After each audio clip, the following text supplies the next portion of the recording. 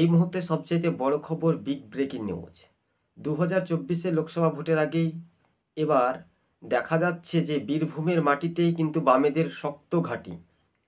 অন্যদিকে পাশাপাশি বোলপুরে পার্শ্ববর্তী যে আমরা জেলা বর্ধমান জেলা, একেবারে বীরভূম এবং বর্ধমান লাগোয়া, সেক্ষেত্রে বামেদের কিন্তু লালমাটির জেলা একেবারে ক্রমশ শক্তি বৃদ্ধি। কেননা শাসক দলের যেভাবে দুর্নীতির বিরুদ্ধে বামেদের প্রতিবাদ আন্দোলন কিন্তু দেখা যাচ্ছে। হ্যাঁ, বামেরা কি এবার শাসক দল তৃণমূলের বিরুদ্ধে পারবে? তৃণমূলকে যেখানেই যাচ্ছে সেখানে কিন্তু চোর বলে তাদেরকে স্লোগান শুনতে হচ্ছে। এমনটাই 2024 লোকসভা ভোটের মুখে বামেদের কিন্তু একেবারে জোর কদমে ডোর টু ডোর বাড়ি বাড়ি মানুষের জনসংযোগ যাত্রা একেবারে বলা যেতে পারে। এবং রামপুরহাটে দলীয় প্রার্থী যারা জয়ী হয়েছিলেন পঞ্চায়েত নির্বাচনে তাদেরকে সংবর্ধনা সিপিআইএম জেলা নেতৃত্ব। এদিন সিপিআইএমের প্রাক্তন লোকসভার সাংসদ সরাসরি যদি রামচন্দ্র ডোমের দিকে আমরা একটু নজর দিই, তাহলে তিনি লোকসভার সাংসদ ছিলেন বোলপুর লোকসভা কেন্দ্র থেকে। বামেদের দীর্ঘদিনের যে লড়াকু যে আসন, সেটা কিন্তু চরম হাড্ডাহাড্ডি লড়াই হওয়ার একটা সব জল্পনা কল্পনার অবসান ঘটিয়ে বাস্তবে যে রূপরেখা মানচিত্রগুলো, সেটা ধারাবাহিকভাবে এগিয়ে যাওয়ার একটা সম্ভাবনা বেশি বলে এমনটাই রাজনৈতিক মহল একটা অনুমান করেছে। হ্যাঁ, 2024 যে লোকসভা ভোট, তার আগে বামেদের যে মাপকাঠি বা চাবিকাঠি, সেটা কিন্তু দ্রুত গতিবেগে দেখার একটা সময়সীমায় কিন্তু একটা আকর্ষণীয় মনোভাব দেখার একটা বিষয় রয়েছে। স্বাভাবিকভাবে 2024 লোকসভা ভোট, তার আগে কিন্তু বামেদের একটা বাজিমাত হওয়ার একটা সম্ভাবনা বেশি। কেননা 2024 যখন সালটা চলে এলো, তখন তৃণমূল একটা ভয় পাচ্ছে। কেননা সেই বেতাজ বাদশাহ চড়াম চিড়িম অনুবর্ত মণ্ডলে আর কথা কিন্তু সাজবে না। সে অনুবর্ত মণ্ডল বাবা মেয়ে তিহার জেলে গিয়েছে। অনেক সময় বিভিন্ন পর্যালোচনা করে আমরা দেখেছিলাম যেভাবে আক্রমণ করত বিরোধীদের ওপর, ট্যাঙ্ক ভেঙে দেব, মারধর করব, মিথ্যা মামলা দেব তৃণমূলে দলে না এলে। আর সেই অনুবর্ত মণ্ডলের অবস্থা দেখুন, কেরাসিন হয়েছে, একেবারে পেট্রোল তেল কেরাসিনের মতো। এই কেরোসিনের মতো একেবারে হিটলারের মতো ডিটলার হয়েছে। কিন্তু হ্যাঁ, অত অত্যাচারিত করা ভালো নয়। এই সরকারটা থাকবে না যদি শান্তি অবাধ সুষ্ঠু পরিবেশে যদি প্রশাসন নিরপেক্ষভাবে বিরোধীদের কথা একটু শোনে, বিরোধীদের তালে তাল মিলিয়ে যদি শান্তি বজায় বা নিরপেক্ষতা, ধরুন আপনি মামলা করতেছেন, আপনার মামলাটা গ্রহণযোগ্যভাবে নিল, বা শাসক দল করলো, শাসক দলের নিল, এইভাবে যদি মেলামেশাভাবে যদি নিরপেক্ষতা বা বজায় রেখে, তাহলে যদি হয় কিনা, তাহলে শাসক দল তৃণমূল 72 ঘন্টার মধ্যে এই সরকারটা টিকে থাকতে পারা খুব কঠিন হয়ে যাবে। যেখানেই আমরা দেখতে পাচ্ছি যে প্রশাসনিক বৈঠক হবে, যে সরকারি কাজকর্ম, সেখানে রাজনৈতিক ভাষণ দেওয়া হচ্ছে। সেখানেই বলানো হচ্ছে যে এইখানে নিদান, এই যে লোকসভা ভোটে ফলাফল ভালো করেছো, খারাপ হয়েছে, এই কেন্দ্রে অমুক দলে লিড হয়েছে, তমুক দলের হ্যান হ্যান হয়েছে, ত্যান ত্যান।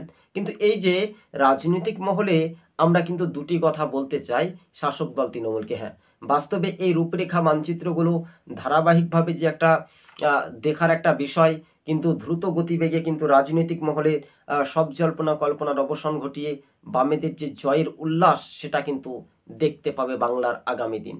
2077 মতো যদি রেজাল্ট হয়ে যায় হাড়াম হিড়িম ঝাড়াম করে, তাহলে কিন্তু আরও একটা দ্রুত গতিবেগে বামেরা এগিয়ে যাওয়ার একটা স্বপ্ন দেখতে পারে। হ্যাঁ, স্বপ্ন অনেকটাই সবাই মিলে স্বপ্ন দেখা ভালো, কিন্তু এই যে নেত্রী স্বপ্ন দেখছে, তিনি প্রধানমন্ত্রী হওয়ার স্বপ্ন। প্রধানমন্ত্রীর স্বপ্ন, অর্থাৎ 22 জায়গায় কতটি নিচে নামবে, সেটা কিন্তু একটু দেখার একটু বিষয় রয়েছে। সেটা 22-11 নেমে যেতে পারে তৃণমূলের। মানুষ অনেকটা রাক্ষস রাবণ যেভাবে চলছে এই রাজ্যটাকে, যেভাবে মানুষের হাত থেকে বাঁচিয়ে কতটা উজ্জীবিত হতে পারে। ইনসাফ যাত্রা সমাবেশ থেকে বাম নেত্রী মীনাক্ষী মুখার্জি, ঐশী ঘোষ, দীপশিতা ধরদের মতো হেভিওয়েট নেতা নেতৃত্ব, তারা কিন্তু খোলা মাঠে শাসক দলকে ওপেন চ্যালেঞ্জ করেছেন। হ্যাঁ, এই ওপেন চ্যালেঞ্জের মধ্য দিয়ে আকর্ষণীয়ভাবে যে মনোভাব, কিন্তু সেটা কিন্তু দেখার একটা বিষয় রয়েছে স্বাভাবিকভাবে রাজনৈতিক মহলে সব জল্পনা কল্পনার অবসান ঘটিয়ে বাস্তবে যে রূপরেখা মানচিত্রগুলো সেটাই কিন্তু দেখার একটা বিষয় রয়েছে। স্বাভাবিকভাবে 2024 লোকসভা ভোট সেটা কিন্তু দেখে শাসক দল তৃণমূল অনেকটাই ভয় পাচ্ছে। ভয় পাওয়ার একটু কারণ নেই, একেবারে যাবে একদিন বিদায়, যাবে একদিন বিদায়, মানুষ হয়নি পর, মানুষকে মানুষ মনে করছে না শাসক দল তৃণমূল। হ্যাঁ, 2024 লোকসভা ভোটে বামেরা কিন্তু একটা বড় ফ্যাক্টর হিসেবে উঠে আসতে পারে বাংলাতে। এই পশ্চিমবঙ্গে 42টি লোকসভা কেন্দ্রে মানুষ কি আদতে ভোট দিতে পারবে? এর মধ্যেই তো হুমকি ঢুমকি সব চলে আসছে, হুমকির মধ্যে বাধাপ্রাপ্ত। শাসক দলের বাধাকে অপেক্ষা করেও এই যে অপেক্ষা করেও কিন্তু যে বামেদের যে জৈবনের ঢল বীরভূম, বর্ধমান, পুরুলিয়া, হাওড়া, হুগলি, উত্তর 24 পরগনা, 24 পরগনা জেলাতে কিন্তু বাম জোটের কিন্তু একেবারে দাপট স্পষ্ট, সেটাই কিন্তু ইঞ্চিতে ইঞ্চিতে দেখা যেতে পারে। আর বাস্তবে যদি তাই হয় তাহলে শাসক দল তৃণমূল ভয় কিসের? মানুষকে ভোট দিতে দিন শান্তি অবাধ সুষ্ঠু পরিবেশে, দেখবেন কাদের জয় হয়। পরীক্ষার অর্থাৎ কলমের কালির কাদের জোর লেখার দ্রুত গতিবেগে প্রবেশ করবে, সেটাকে আমরা নির্বাচনের সময়সীমাটা বলবো। যে পরীক্ষার যদি কলমের বা খাতার যদি জোর থাকে তাহলে জানতে পারা যাবে। না হলে এই যে চুরি করে মানুষকে ভোট না দিতে দেওয়া, ছাপ্পা মেরে তখন নবান্নে বসে বসে বলছে অবাধে ভোট হয়েছে, শান্তিভাবে ভোট হয়েছে, কোনো রাজ্যে দেখুন মানুষ মারা যায়নি, আমার রাজ্যে এত সুন্দর পরিবেশ ভোট। আসলে কিন্তু বিরোধীদের কণ্ঠরোধ, বিরোধী থেকে মিথ্যা মামলা, এই যে মিথ্যা মামলাটা যে কোনো রাজনৈতিক দল ছাড়ুন, এই মিথ্যা মামলাটা বেশি দিন টিকে থাকবে না। তাই আজ না হলে কাল এই সরকারকে তো পতন হতেই হবে। এই সরকারকে আজ না হলে কাল হঠাৎ করে চলে যেতে হবে। অর্থাৎ সরকার তো দীর্ঘদিন ধরে কোনো রাজনৈতিক দলের দক্ষতা হিসেবে বাবার সম্পত্তি বলে তো থাকতে পারে না। কিন্তু এই যে সমীক্ষা বা সমীকরণ সেটা ধারাবাহিকভাবে যে কাছাকাছি সেটা আসার একটা আকর্ষণীয়, সেটা কিন্তু দেখার একটা বিষয় রয়েছে। 2024 যে লোকসভা ভোট সেটা কিন্তু বামেরা কিন্তু ফলাফল ভালো করার একটা চান্স রয়েছে যে ব্রিগেড সমাবেশ থেকে। আর এই ব্রিগেড সমাবেশে আগামী দিন কোন পথে এগিয়ে যাবে বা এগিয়ে যাওয়ার একটা সম্ভাবনা বেশি, তাদের ওপর কিন্তু একটা নির্ভরশীল হওয়ার একটা যোগ্য সুবিধা রয়েছে বলে এমনটাই মনে করছেন রাজনৈতিক মহলে। হ্যাঁ, 2024 যে লোকসভা ভোট তার আগে বাম জোটের কিন্তু একটা বড় ফ্যাক্টর বা হওয়ার একটা সম্ভাবনা বেশি। প্রিয় দর্শক বন্ধু, আপনারা আমাদের সবুজবঙ্গ নিউজের ইউটিউব চ্যানেলের সঙ্গে নতুন